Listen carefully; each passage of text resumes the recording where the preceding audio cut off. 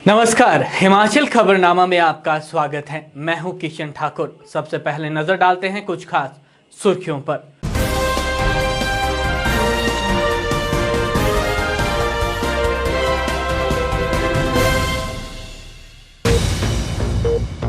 राज्यपाल राजेंद्र विश्वनाथ आर्लेकर और मुख्यमंत्री जयराम ठाकुर ने मंडी में हुई बस दुर्घटना पर शोक किया व्यक्त।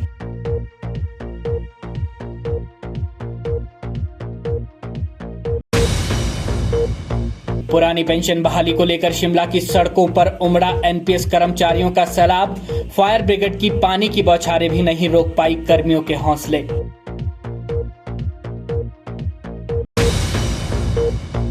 मुख्यमंत्री जयराम ठाकुर ने जल शक्ति मिशन एवं स्वच्छ भारत मिशन की राज्य स्तरीय समीक्षा बैठक की अध्यक्षता।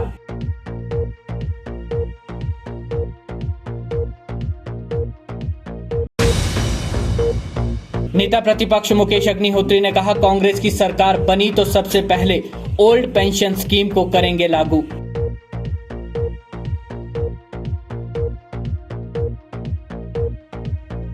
सुर्खियों के बाद अब खबरें विस्तार से। राज्यपाल राजेंद्र विश्वनाथ आर्लेकर और मुख्यमंत्री जयराम ठाकुर ने मंडी जिले के सरकाघाट क्षेत्र के अंतर्गत गहरा नाला में हिमाचल पथ परिवहन निगम की बस दुर्घटना पर शोक व्यक्त किया है, जिसमें एक व्यक्ति की मृत्यु हो गई जबकि 14 लोग घायल हुए हैं। राज्यपाल और मुख्यमंत्री ने मृतक की आत्मा की शांति के लिए ईश्वर से प्रार्थना की है। केंद्रीय खाद्य प्रसंस्करण उद्योग एवं जल शक्ति राज्य मंत्री प्रहलाद सिंह पटेल ने अपनी धर्मपत्नी पुष्पलता सिंह पटेल और बेटी प्रतिज्ञा सिंह पटेल के साथ राजभवन में राज्यपाल राजेंद्र विश्वनाथ आर्लेकर से भेंट की। इस शिष्टाचार भेंट के दौरान केंद्रीय राज्य मंत्री ने संतोष व्यक्त करते हुए कहा कि हिमाचल प्रदेश के दूरदराज के क्षेत्रों तक पेयजल की सुविधा उपलब्ध करवा दी गई है। उन्होंने कहा कि इस दिशा में वे राज्य में विभाग द्वारा की गई व्यवस्थाओं से संतुष्ट हैं। उन्होंने राज्यपाल से प्राकृतिक खेती के बारे में भी चर्चा की। शिमला में आयोजित पत्रकार वार्ता के दौरान केंद्रीय और राज्य जल शक्ति मंत्री प्रहलाद सिंह पटेल ने कहा कि जल जीवन मिशन का टारगेट अचीव करने में हिमाचल प्रदेश अग्रणी राज्य में शुमार है। हिमाचल प्रदेश में इस मिशन के तहत 93 लक्ष्यों को हासिल कर लिया गया है। उन्होंने कहा कि हिमाचल में वर्ष 2024 तक जल जीवन मिशन के तहत हर घर को नल देने का लक्ष्य निर्धारित किया गया था। ऐसे में समय से पहले ही हिमाचल इस लक्ष्य को हासिल करने वाला है। जल जीवन मिशन का टारगेट अचीव करने में हिमाचल प्रदेश अग्रणी राज्य में शुमार है। हिमाचल प्रदेश में इस मिशन के तहत 93 लक्ष्य हासिल कर लिए गए हैं और बाकी बचे लक्ष्य भी इसी वर्ष पूरे किए जाएंगे। केंद्रीय और राज्य जल शक्ति मंत्री प्रहलाद सिंह पटेल ने शिमला में पत्रकार वार्ता के दौरान ये जानकारी दी। हिमाचल में वर्ष 2024 तक जल जीवन मिशन के तहत हर घर को नल देने का लक्ष्य निर्धारित किया गया था। ऐसे में समय से पहले ही हिमाचल इस लक्ष्य को हासिल करने वाला है। उन्होंने बताया कि थर्ड पार्टी असेसमेंट के बाद ही किसी भी राज्य को जल जीवन मिशन के तहत टारगेट पूरा करने का सर्टिफिकेट दिया जाएगा। उन्होंने बताया कि इस मिशन के तहत हर गांव की 5 महिलाओं को पानी के सैंपल टेस्ट करने के लिए भी ट्रेनिंग दी जाएगी, ताकि महिलाएं गांव में ही पानी का परीक्षण कर पाएं। इसके अलावा पानी के सैंपल लेकर जिलों की लैब को भेजे जाने की सुविधा भी मुहैया करवाई जाएगी, ताकि हिमाचल के हर गाँव में लोगों को स्वच्छ जल उपलब्ध करवाया जा सके। इसी के साथ उन्होंने केंद्र की ओर से जारी बजट को महत्वाकांक्षी और दूरदर्शी बताया। भारत सरकार का बजट जब देश के सामने प्रस्तुत हुआ तो मैं मानता हूं कि वो एक स्वर्णिम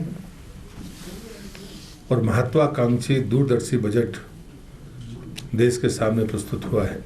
जब महात्मा गांधी की 150वीं जयंती थी कि हम आम आदमी के बारे में, जब आज़ादी के 75 वर्ष पूरे होंगे और महात्मा गांधी की 150वीं जयंती पूरी होगी, तब हमारा लक्ष्य क्या होगा।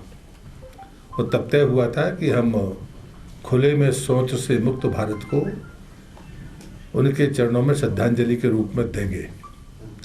और जैसे ही वह लक्ष्य प्राप्त हुआ तो प्रधानमंत्री जी ने कहा था ये पहली सीढ़ी है, अभी इसके आगे जाना बाकी है। लेकिन साथ में ये भी तय हुआ कि प्रत्येक परिवार को हम उनकी मूलभूत सुविधाओं को बिना मांगे उन तक उपलब्ध कराएं और उसमें कोई ऐसा डिस्क्रिमिनेशन ना हो, इसलिए उसका जो फ्रेमवर्क हो वो पूरी तरह से पहले से सुनिश्चित हो। 15 अगस्त 2019 को जब जल जीवन मिशन की घोषणा की गई और जब ये तय किया गया कि हर घर जल, तब मुझे लगता है फिर एक बार लोगों के मन में बात आई थी कि ये संकल्प कैसे पूरा होगा। लेकिन मुझे इस बात का गर्व है कि इस आपदा के बीच में, जब कोरोना जैसी आपदा के बीच में भी जिन राज्यों को लक्ष्य प्राप्त करना था, उसमें गोवा ने सबसे पहले 2020 में अपना लक्ष्य प्राप्त किया। 2021 में 3 यूटी, अंडमान निकोबार, लक्षद्वीप और दमन दीव, अंडमान निकोबार, पांडिचेरी और दमन दीव, और साथ में तेलंगाना ने अपना लक्ष्य प्राप्त किया। हिमाचल को हमारे हरियाणा को 2022 में प्राप्त करना था, जिसने 2021 में ही लक्ष्य को प्राप्त किया है। हिमाचल को 2023 में करना था, वो 2022 में पूरा कर रहा है। ये बात मैं इसलिए कह रहा हूँ कि अभी तक इस आपदा के बीच में इन बातों में व्यवधान नहीं आना, कुछ राज्यों में इसके कारण विलम्ब हुआ था, लेकिन हमने आज की स्थिति जो हमारी है, जब इस जल जीवन मिशन की घोषणा हुई थी तब देश में कुल 17% परिवारों के पास में पाइपलाइन के द्वारा पानी पहुंचता था, लेकिन आज वह आंकड़ा 48% है। और मुझे इस बात का गर्व है कि जो राज्यों ने 100% सफलता प्राप्त की है, हमने उसमें स्पष्ट शर्त रखी है कि राज्य घोषणा करेगा, लेकिन जब तक थर्ड पार्टी असेसमेंट नहीं होगा, भारत सरकार उस राज्य को 100% का सर्टिफिकेशन नहीं करेगी। तो ऐसे 3 चरणों में ये जल प्रदाय योजना के लिए जल जीवन मिशन का पैसा दिया जाना है। और इसलिए यहाँ पर 2 सफलताएं अच्छी हैं कि 93% जल जीवन मिशन की सफलता हिमाचल ने प्राप्त की है। 17 लाख से कुछ ज़्यादा परिवार हाउस होल्ड्स यहाँ पर हैं, जिसमें 16 लाख को दिया गया है। 1,07,000 के आसपास परिवारों को भी जल प्रदान करना अभी शेष है। यहाँ पर जिस बात का मैं उल्लेख करूँगा कि FPI में किसान संपदा योजना जो सबसे महत्वपूर्ण योजना है, इसमें यूनिट स्कीम भी आती है, फॉरवर्ड और बैकवर्ड लिंकेज भी आता है, कनेक्टिविटी आती है, उसका भी फिर से शुरुआत हुई है। कोई भी जैसे पर्वतीय राज्य हैं, वहाँ पर अगर यूनिट स्कीम का लाभ लेना चाहेंगे या जो चीज़ वो पैदा करते हैं उसके परिवहन के बीच में अगर कोई गतिविधियाँ आती हैं तो उस पर काम हो सकता है। PMFE दूसरी हमारी स्कीम है, जिसके तहत यहाँ पर 147 व्यक्तिगत आवेदन आए थे, जिसमें 102 को स्वीकार किया गया है और जो ग्रांट है उनको कैपिटल सब्सिडी है उनको आवंटित हो गई है। प्रधानमंत्री किसान संपदा योजना की जो मैंने आपसे बात की थी, 268 करोड़ रुपया 40 परियोजनाओं के लिए हिमाचल में स्वीकृत हुआ है।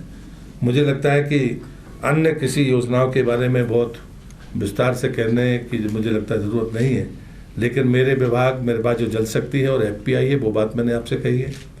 दूसरा, मैं मानता हूं कि प्रधानमंत्री गति शक्ति और अधोसंरचना के साथ में कनेक्टिविटी, जो सप्लाई चेन के माध्यम से कोरोना में जिसने मूर्त रूप लिया, वो इस बजट का मूल स्तंभ है। इसलिए कृषि, सेवा, इंफ्रास्ट्रक्चर, कनेक्टिविटी, इन बातों को लेकर एक दूरदर्शी प्लान इस बजट के भीतर है। और मैं मानता हूं कि ये देश की आज़ादी के जब 100 वर्ष होंगे तो उस समय शायद हम जैसे बहुत सारे लोग सक्रिय नहीं होंगे, लेकिन जो लोग सक्रिय होंगे उन सब के लिए ये बहुत महत्वपूर्ण अवसर होगा। इस बात के लिए, इस असेसमेंट के लिए कि एक बेहतर प्लान उस समय भारत की संसद में प्रधानमंत्री के नेतृत्व में बजट के रूप में आया, जिसके कारण ये गतिविधियां तेजी के साथ में आगे बढ़ेंगी। हिमाचल प्रदेश विधानसभा के बजट सत्र के दौरान जहां सदन में सत्ता पक्ष और विपक्ष के बीच विभिन्न मुद्दों पर हो रही तीखी बहस से सदन का माहौल गर्मा गया है, वहीं सदन के बाहर विभिन्न कर्मचारी संगठन अपनी मांगों को लेकर आंदोलनरत हैं। वहीं अब पुरानी पेंशन बहाली को लेकर सरकारी कर्मचारियों ने सरकार के खिलाफ मोर्चा खोल दिया है। गुरुवार को प्रदेश के अलग अलग जिलों से शिमला पहुंचे हजारों कर्मचारियों ने शक्ति प्रदर्शन कर सरकार से पुरानी पेंशन बहाली की मांग की।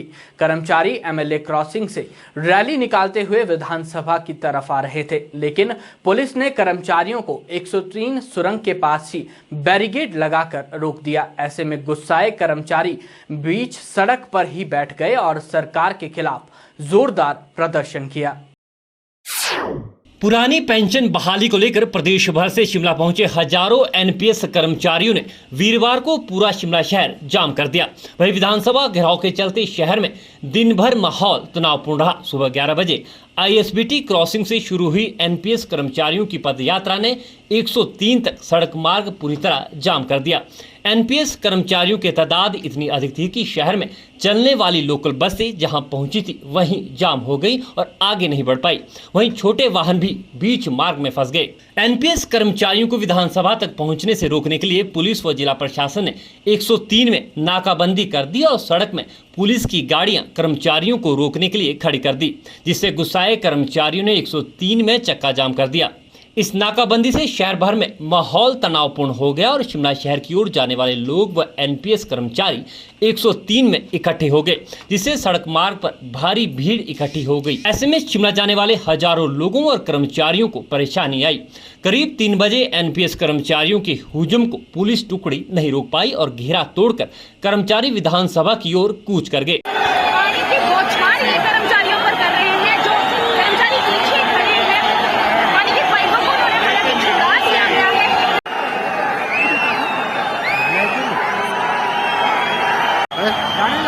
मार दो।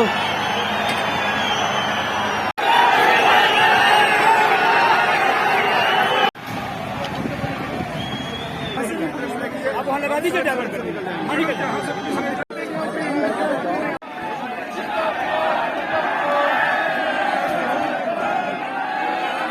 ये देख रहे हैं बार-बार अपनी शामिल कर्मी से बंद कर रहे हैं, लेकिन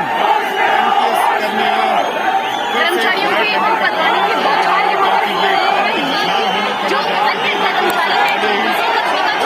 पानी जो यहाँ पे पाइपों को छुड़ा रहे हैं, तो आप देख सकते हैं कर्मचारी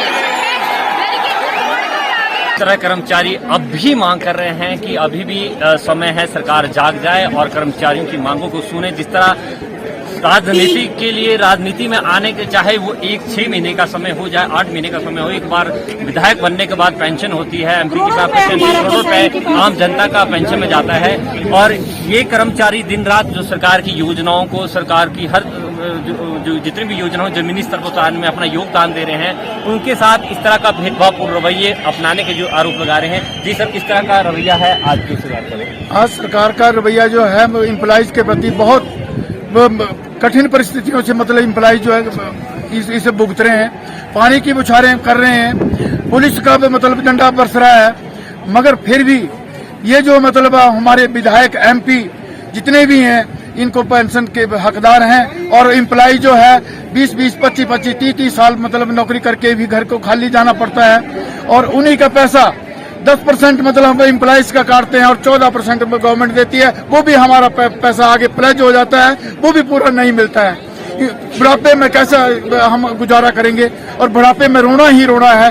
एक एम्प्लॉइज के लिए एक पेंशन ही सहारा है जो कि मतलब ये देने में असमर्थ है, जबकि मतलब एमपी और एमएलए की पेंशन जो है इनकी बंद होनी चाहिए। हम राजी हैं। यहाँ सबसे बड़ी बात है कि पहले ही कर्मचारी संगठन ने सरकार को चेता दिया था कि 3 मार्च को हम विधानसभा के बाहर अपना प्रदर्शन करेंगे, बावजूद इसके जहाँ इनको रुका गया है। उसके बाद सड़कें जाम में पब्लिक परेशान है। जानना चाहते हैं किस तरह की समस्याएं हैं और क्या आपकी मांग है? सबसे पहले मैं हिमाचल खबरनामा न्यूज चैनल का धन्यवाद करती हूँ, जिन्होंने कर्मचारियों की इस हड़ताल में अपना विशेष योगदान दिया है। हमारे सभी हिमाचल प्रदेश के कर्मचारी जो न्यू पेंशन स्कीम में आते हैं, उन्होंने आज हड़ताल करने के लिए ये स्पॉट रखा था।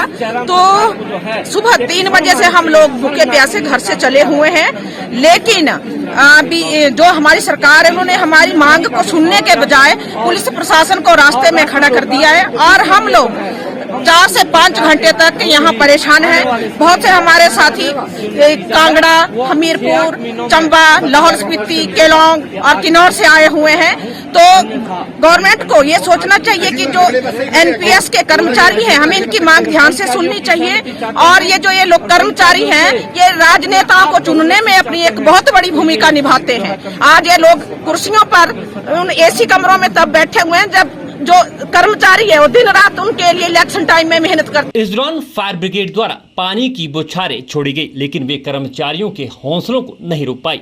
वहीं पुलिस ने इस दौरान आंदोलनकारी कर्मचारियों को पीछे खदेड़ने के लिए हल्के बल का प्रयोग भी किया। 103 के बाद पुलिस ने करीब 1 किलोमीटर आगे ही रेलवे स्टेशन के पहले गेट के पास भी घेराबंदी की और पुलिस बस सड़क पर पार कर दी, जिससे ना तो वाहन आगे जा सके और ना ही लोग। वहीं प्रशासन द्वारा रेलवे स्टेशन के शॉर्टकट मार्ग से भी कर्मियों को विधानसभा जाने की सलाह दी, लेकिन कर्मचारी वहीं खड़े रहे और सड़क मार्ग से ही विधानसभा जाने पर अड़े रहे। इस बीच कई कर्मचारी घेरा तोड़कर भी विधानसभा पहुंचे।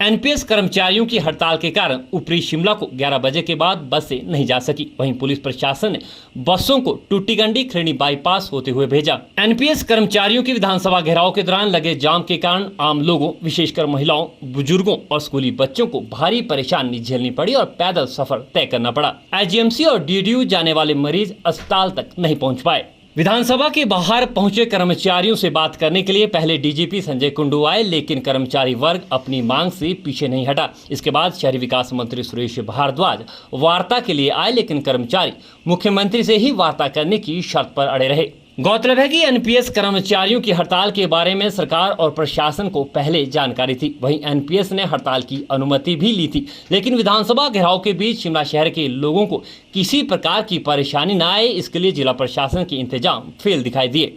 प्रशासन की ओर से कोई खास रणनीति नहीं बनाई गई थी जिससे स्थानीय जनता को परेशानी न आए। एनपीएस कर्मचारियों की हड़ताल को रोकने के लिए पुलिस व जिला प्रशासन व पुलिस की आला अधिकारी, जिसमें डीजीपी संजय कुंडू, जिलाधीश आदित्य नेगी, एसडीएम मंजीत शर्मा, पुलिस के अधिकारी जिसमें डीआईजी विमल, आईजी हिमांशु मिश्रा और एएसपी सुशील सहित जिला प्रशासन के कई अधिकारी मौके पर मौजूद रहे। भत्ते भी मिल रहे हैं, साथ में गाड़ियां सरकारी है, पैसा इनको सरकारी मिल रहा है, सब कुछ मिल रहा है। फिर हम लोगों को 2,500 रुपया मेडिकल मिल रहा है, हर चीज मिल रहा है, हम लोगों को कुछ नहीं मिल रहा है। इतनी परेशानी हो रही है बुढ़ापे में, तो कैसे गुजारा करेंगे। सरकार की जो सरकार ने जो हमारे प्रति आज ये काम किया है, बड़ा शर्मनाक काम है। जो कर्मचारियों की आवाज को दबाने के लिए ये बैरिकेड्स लगाए गए और पानी का प्रयोग किया गया, लाठी का प्रयोग किया गया। इस सरकार को शर्म आनी चाहिए, जयराम सरकार को शर्म आनी चाहिए कि कर्मचारियों के साथ इस तरह का व्यवहार करने पर जो कर्मचारियों के साथ किया गया है, इसका खमियाजा जो है जयराम सरकार को अच्छी तरह से भुगतना पड़ेगा। आने वाले 6-8 महीनों के बाद भी भुगतना पड़ेगा, अभी म्युनिसिपल कॉर्पोरेशन में भी भुगतना पड़ेगा और हिमाचल प्रदेश में भी भुगतना पड़ेगा। इन दिनों राजधानी शिमला में विधानसभा बजट सत्र चला है। सत्र के दौरान जहां सदन में विभिन्न मुद्दों को लेकर सत्ता पक्ष और विपक्ष के बीच तीखी नोकझोंक से सदन गर्माहट है, वहीं सदन के बाहर और सड़कों पर भी विभिन्न कर्मचारी संगठन अपनी मांगों को लेकर आंदोलनरत है। कर्मचारियों की सबसे पुरानी मांग, पुरानी पेंशन बहाली की मांग को लेकर आज प्रदेश के अलग अलग जिलों से हजारों कर्मचारी राजधानी शिमला में आंदोलन के लिए पहुंचे हैं। आप देख रहे हैं हमारे पीछे किस तरह हजारों की संख्या में कर्मचारी पुरानी पेंशन बहाली की मांग को लेकर आंदोलन कर रहे हैं। इस दौरान 103 सड़क के पास आप नजारा देख सकते हैं किस तरह पुलिस जवानों कड़ी मशक्कत के बाद इन कर्मचारियों को आगे बढ़ने से रोक रही है। आप देख सकते हैं चक्का जाम से आम नागरिक, बच्चे, बुजुर्गों को काफी परेशानी झेलनी पड़ रही है। हालांकि मुख्यमंत्री जयराम ठाकुर बजट सत्र के दौरान ही कह चुके हैं कि कर्मचारियों की यदि कोई मांगे और समस्या है तो उन्हें सकारात्मक रूप से उनके समक्ष रखें, इसका समाधान निकाला जाएगा। बहरहाल कर्मचारियों की पुरानी पेंशन बहाली की मांग को लेकर जिस तरह से यहाँ आंदोलन ज्यादा बढ़ रहा है, अब देखना ये होगा कि कर्मचारियों की मांगों को मुख्यमंत्री जयराम ठाकुर किस तरह से पूरा करते हैं। चुनावी वर्ष में कर्मचारी संगठन भी अपनी मांगों को मनवाने के लिए सरकार पर दबाव बना रहे हैं। अब देखना है कि मुख्यमंत्री जयराम ठाकुर किस तरह से कर्मचारियों से बेहतर तालमेल और सामंजस्य बनाकर कर्मचारियों की मांगों को पूरा करते हैं। पुरानी पेंशन बहाली की मांग को लेकर जिस तरह 103 के बाद कर्मचारी आंदोलन है, आप देख रहे हैं किस तरह से उग्र होते आंदोलन कर्मचारियों पर पुरानी की बौछारें की जा रही है। पुलिस जवानों को कड़ी मशक्कत से कर्मचारियों को काबू पाना पड़ रहा है। अब बहरहाल ये हालत किस तरह से यहाँ बिगड़ते जा रहे हैं, इस पर काबू पाने के लिए सरकार को पूरे सामंजस्य के साथ काम करना होगा। शिमला से अपने सहयोगी राजेंद्र काली के साथ कैलाश वर्मा की रिपोर्ट। मुख्यमंत्री जयराम ठाकुर ने शिमला में जल शक्ति मिशन एवं स्वच्छ भारत मिशन ग्रामीण की राज्य स्तरीय समीक्षा बैठक की अध्यक्षता की। बैठक में केंद्रीय जल शक्ति राज्य मंत्री प्रहलाद सिंह पटेल ने राज्य में जल जीवन मिशन एवं स्वच्छ भारत मिशन के कार्यान्वयन की जानकारी प्राप्त की। मुख्यमंत्री जयराम ठाकुर ने शिमला में जल शक्ति मिशन एवं स्वच्छ भारत मिशन ग्रामीण की राज्य स्तरीय समीक्षा बैठक की अध्यक्षता की। बैठक में केंद्रीय जल शक्ति राज्य मंत्री प्रहलाद सिंह पटेल ने राज्य में जल जीवन मिशन एवं स्वच्छ भारत मिशन के कार्यान्वयन की जानकारी प्राप्त की। मुख्यमंत्री जयराम ठाकुर ने कहा कि भारत सरकार द्वारा किए गए कार्यात्मकता आकलन के अनुसार हिमाचल प्रदेश समग्र कार्यक्षमता में सबसे अच्छा प्रदर्शन करने वाला राज्य है और FHTC कवरेज में शीर्ष 10 राज्यों में शामिल है। केंद्रीय राज्य मंत्री ने जल शक्ति विभाग के अधिकारियों को सभी घरों में नल से पानी का कनेक्शन निर्धारित समय के भीतर उपलब्ध करवाने का लक्ष्य प्राप्त करने के लिए हर संभव प्रयास करने को कहा। उन्होंने कहा कि स्वच्छ भारत मिशन में ठोस तरल अपशिष्ट प्रबंधन पर विशेष बल दिया गया है और इस दिशा में मुख्य रूप से ध्यान केंद्रित किया जाना चाहिए। कांग्रेस विधायक अनिरुद्ध सिंह ने कुसुम्पटी विधानसभा क्षेत्र के नगर निगम में शामिल किए गए क्षेत्र के लोगों को राहत देने की मांग की है। उन्होंने इसे लेकर मुख्यमंत्री जयराम ठाकुर को ज्ञापन सौंपा है। उन्होंने मुख्यमंत्री जयराम ठाकुर से मांग की है कि एक नीति बनाए कि सभी आवासीय भवनों के बिजली मीटरों से घरेलू शुल्क लिया जाए और उपभोक्ता से कोई NOC नहीं मांगी जाए। उन्होंने उम्मीद जताई कि सरकार जल्द इस पर कोई निर्णय लेगी। देखिए, जो हमारा क्षेत्र है, मर्ज क्षेत्र इसको बोल सकते हैं, कभी वो पंचायत में हुआ करता था, फिर उसके बाद TCP में लिया गया, फिर बाहर निकाल दिया गया, फिर MC में दोबारा लिया गया। तो कई बारी 2-3 बारी ऐसा होता रहा, शिफ्टिंग बॉल्स जिसको बोल सकते हैं। और इस कारण से लोग अपने मकान बनाते रहे धीरे धीरे जब पंचायत में आए, और रेगुलर नहीं हो पाया कानूनों के कारण। जो बने थे उसकी पूरी जो उसका लैंड यूज था वो प्रॉपर रजिस्टर्स में नहीं हुआ, और आज वो रिटेंशन में आज गए हैं। और कोई वो अप्लाई करता है बिजली का मीटर तो उनको कमर्शियल दर पे जो है देना पड़ता है। महंगाई बहुत ज़्यादा है। तो मैंने मुख्यमंत्री महोदय से बोला है, कोई भी आदमी, चाहे वो फ्लैट है, चाहे वो मकान है, रेजिडेंशियल जो है, उसमें अगर कोई कंज्यूमर इलेक्ट्रिसिटी नए कनेक्शन के लिए या प्रेजेंट जो लोग हैं जो कमर्शियल दे रहे हैं रेट, अगर डोमेस्टिक रेजिडेंशियल पर्पस के लिए अगर अप्लाई करता है तो उसको डोमेस्टिक रेट लगाया जाए। यही लेकिन माननीय मुख्यमंत्री से मैंने रिक्वेस्ट करी है, चिट्ठी दी है, और उन्होंने पूरा आश्वासन दिया है कि हम इस पे जल्द ही अमल करेंगे। बिल्कुल बदलेगी। देखिए, जहाँ तक म्यूनिसिपल कॉर्पोरेशन की बात है, एरियाज बढ़ा रहे हैं, पॉपुलेशन बढ़ रही है, इनके पास स्टाफ उतना है, स्किल्ड जिसको बोलते हैं स्टाफ नहीं है। कुछ ही पुराने जो बोल सकते हैं जेईज है जिनको काम पता है, वही जो है पूरा शिमला देख रहे हैं। और नक्शे मीटिंग, कितने नक्शे पास हो रहे हैं आप मेरे को बताओ, पिछले 2 साल में कितने नक्शे पास हुए हैं? कैपेसिटी नहीं है। कुछ बहाना लगाते हैं, विधानसभा चल रही है, कोई बहाना लगाते हैं कि अभी मीटिंग जो है आगे होगी। मतलब कहने का मतलब स्टाफ ही नहीं है तो नक्शे तो पास ही नहीं हो रहे। रही अवैध की बात, जो लोग यहाँ रह रहे हैं वो यहीं के नागरिक हैं, चाहे वो फ्लैट में रह रहे हैं, चाहे वो अपनी बिल्डिंग बना के रह रहे हैं। उनको ये एक्ट में भी है, सेंट्रल एक्ट है कि आप बिजली और पानी से वंचित नहीं रख सकते। हमारा सिर्फ मांग ये है कि उसकी दर जो है वो कमर्शियल, अगर कमर्शियल प्रेमिसेस हैं तो कमर्शियल लगाई जाए, अगर डोमेस्टिक है तो वो डोमेस्टिक, चाहे बिजली हो चाहे पानी हो, वो उनको दर से बिल आना चाहिए और बिना NOC के लगने चाहिए। मैंने CM साहब को ये भी बोला कि उनसे NOC की कोई भी डिमांड ना करी जाए। बिल्कुल, उन्होंने पूरा आश्वासन दिया है, पूरा विश्वास दिलाया है कि इस पे जल्दी जो है कार्रवाई करी जाएगी। हिमाचल प्रदेश विधानसभा के बजट सत्र के छठे दिन प्रश्नकाल शुरू होने से पहले ही विपक्ष ने सदन में हंगामा कर दिया। कांग्रेस विधायक दल ने सदन में स्थगन प्रस्ताव को नामंजूर करने पर सदन में नारेबाजी की और कांग्रेस विधायक ने सरकार पर कर्मचारियों से अलोकतांत्रिक व्यवहार करने का मुद्दा उठाया। हिमाचल प्रदेश विधानसभा के बजट सत्र के छठवें दिन प्रश्नकाल से शुरू होने से पहले ही विपक्ष ने सदन में हंगामा कर दिया। कांग्रेस विधायक दल ने सदन में स्थगन प्रस्ताव को नामंजूर करने पर सदन में नारेबाजी की और कांग्रेस विधायकों ने सरकार पर कर्मचारियों से अलोकतांत्रिक व्यवहार करने का मुद्दा उठाया। प्रश्नकाल शुरू होने से पहले किन्नौर के कांग्रेस विधायक जगत सिंह नेगी ने न्यू पेंशन स्कीम कर्मचारियों के लिए ओल्ड पेंशन स्कीम की बहाली के मसले को उठाया। नेता प्रतिपक्ष मुकेश अग्निहोत्री ने विपक्ष के काम रोको प्रस्ताव को स्वीकार न करने पर आपत्ति जताई। वे इस पर चर्चा करवाने पर अड़े रहे। इस प्रस्ताव की नामंजूरी पर विपक्ष के सदस्यों ने सदन में सरकार के खिलाफ नारे लगाए और वॉकआउट कर दिया। नेता प्रतिपक्ष मुकेश अग्निहोत्री ने कहा कि भाजपा सरकार सिर्फ कुछ महीनों की ही सरकार है। उन्होंने कहा कि कांग्रेस सत्ता में आते ही ओल्ड पेंशन स्कीम को लागू करेगी और इस विषय पर वचनबद्ध हैं। 1 फरवरी को एक order under section 6 of Punjab security act 1953 पहला ऑर्डर इन्होंने निकाला कि कोई भी कर्मचारी कोई रैली हो, कोई धरना हो, कोई प्रदर्शन हो, कुछ भी करना हो, हड़ताल हो, इवन प्ले बैंड भी उठाना हो, इसके लिए भी जो है इन्होंने इसको पनिशेबल एक्ट बना दिया था। आपको दंडात्मक आपके खिलाफ कार्रवाई होगी। ये सरकार की मंशा है हमारे कर्मचारियों के प्रति।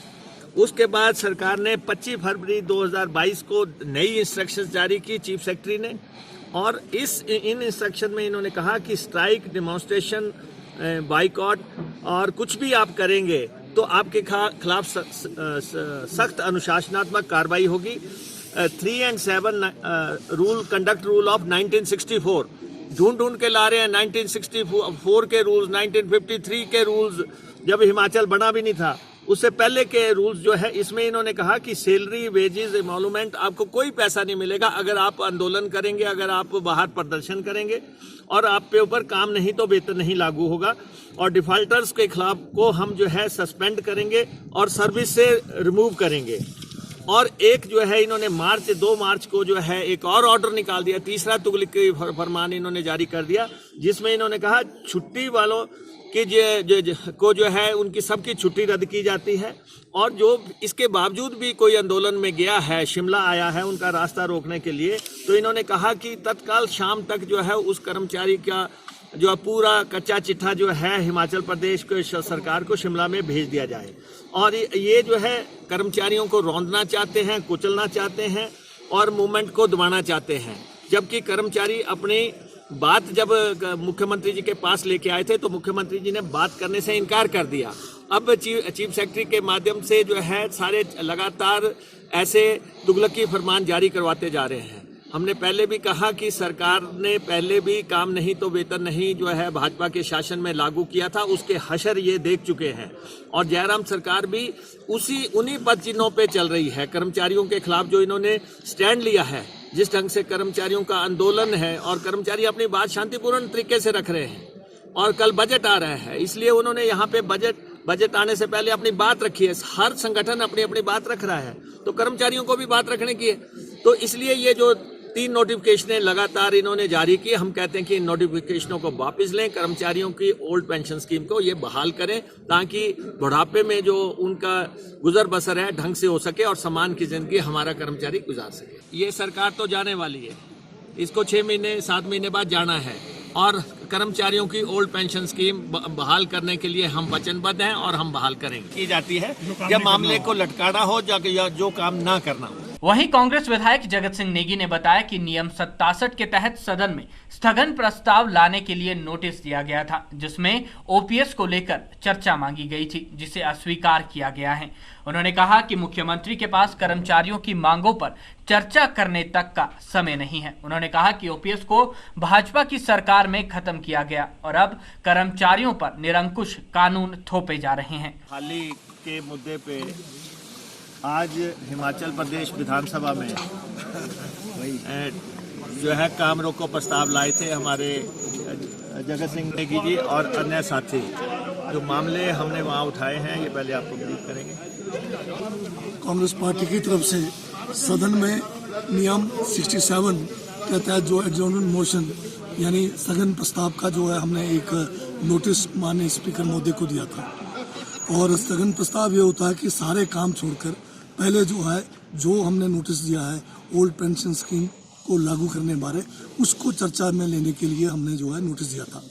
और आप जानते हैं सभी कि लंबे अरसे से हमारे हिमाचल प्रदेश के सभी कर्मचारी वर्ग जो ओल्ड पेंशन स्कीम की मांग कर रहे हैं वो आंदोलन रहित है वहाँ पर, और सड़कों पे भी उतर आए हैं।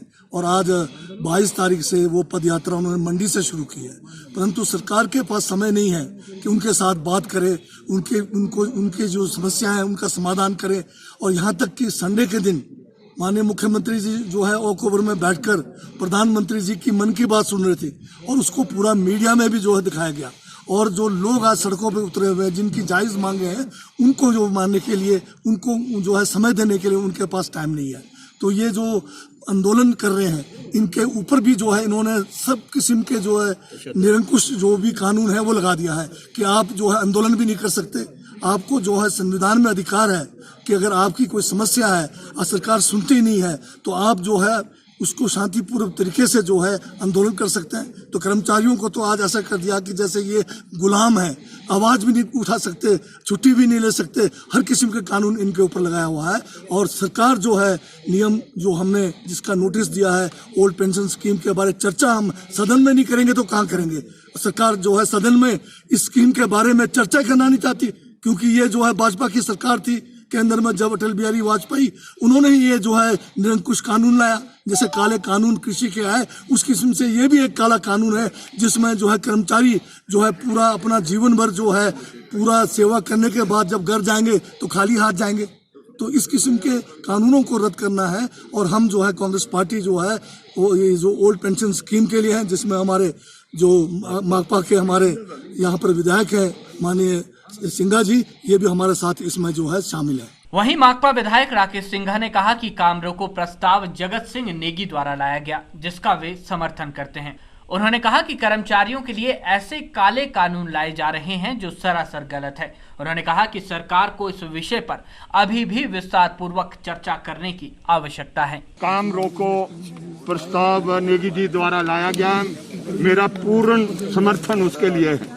मैं सिर्फ 3 बातें कहना चाहता हूँ। नंबर 1, जिस समय विधानसभा का सत्र आपके धर्मशाला में हुआ तो in the house the honourable chief minister वो 2 बातें उन्होंने पेश की, एक स्वर्ण आयोग को लेकर और एक किया जो न्यू पेंशन स्कीम को समाप्त कर 2 कमेटियां गठन की गई।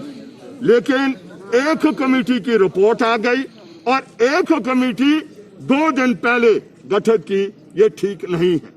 दूसरी बात मैं कहना चाहता हूं कि राष्ट्र मुक्ति आंदोलन में जब आंदोलन तेज हुआ तो ब्रिटानिया की सरकार ने रॉलेट एक्ट जैसे लाए लोगों को दबाने के लिए, जो राष्ट्र मुक्ति आंदोलन की लड़ाई को लड़ रहे थे। जलियांवाला बाग जैसे इंसिडेंट हुए, लेकिन राष्ट्र मुक्ति आंदोलन की लड़ाई अपनी मंजिल में पहुंची है। ये जो आज कर्मचारियों के साथ किया जा रहा है, जो ऐसे काले कानून लाए जा रहे हैं, ये लोकतंत्र के अंदर चलते नहीं हैं।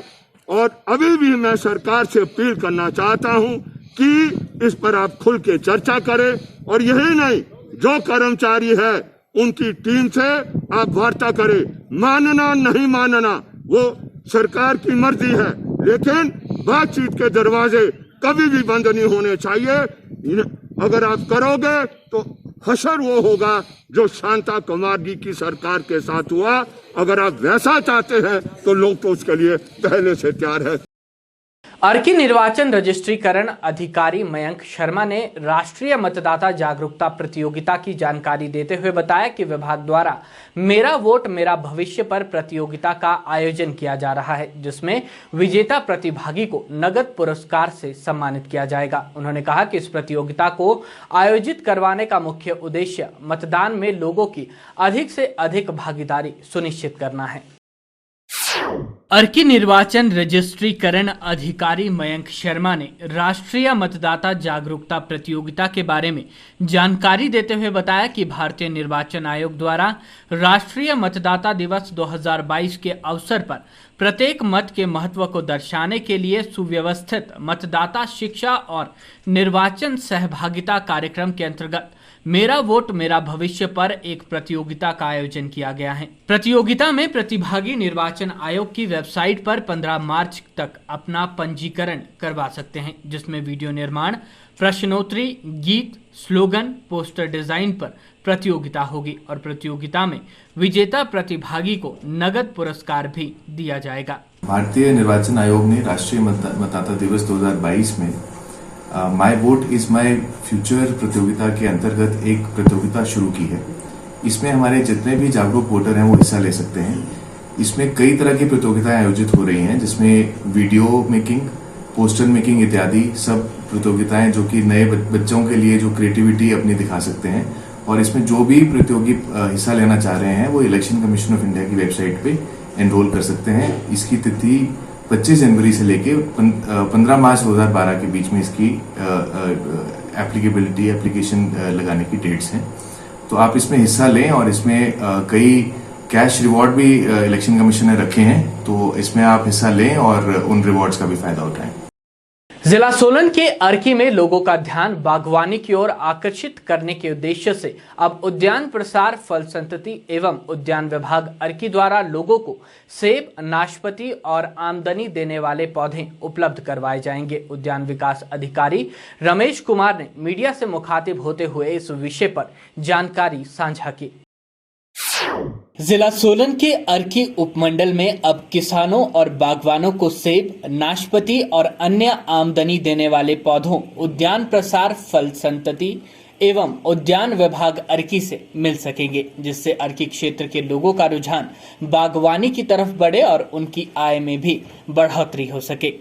इस बारे में जानकारी देते हुए रमेश कुमार वर्मा, सहायक उद्यान विकास अधिकारी, ने बताया कि अर्की मुख्यालय पर स्थित नर्सरी का कुल क्षेत्रफल लगभग 14 बीघा है, जिसे HPHDP योजना के अंतर्गत पोस्ट एंट्री कवर्टीन साइट के लिए चयनित किया गया है, जिसमें नाशपाती की BA-29 रूट स्टॉक पर कलम बंदी का कार्य चल रहा है, जिसमें नाशपाती कार्बन किस्म के लगभग 7000 पौधों की कलम बंदी तैयार किए जा चुके हैं। इसके अलावा 3 बीघा भूमि पर अमरूद, आम, मौसमी के पौधों को लगाकर किसान और बागवानों को प्रदर्शित किया जाएगा, ताकि लोगों का रुझान बागवानी की तरफ बढ़ सके और उनकी आय में भी बढ़ोतरी हो सके। इस फलोद्यान का क्षेत्र लगभग 14.2 बीघा है। इस फलोद्यान को HPHDP के अंतर्गत चयनित किया गया है। इस प्रोजेक्ट में लैंड डेवलपमेंट का लगभग 80% कार्य पूर्ण हो चुका है तथा सिंचाई के लिए लगभग 50 क्यूबिक मीटर का वाटर स्टोरेज टैंक का निर्माण हो चुका है।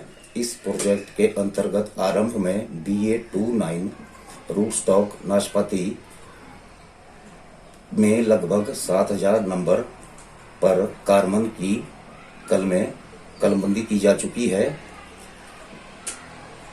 जिन्हें की क्यारियों में रोपित करने का कार्य आरंभ हो चुका है।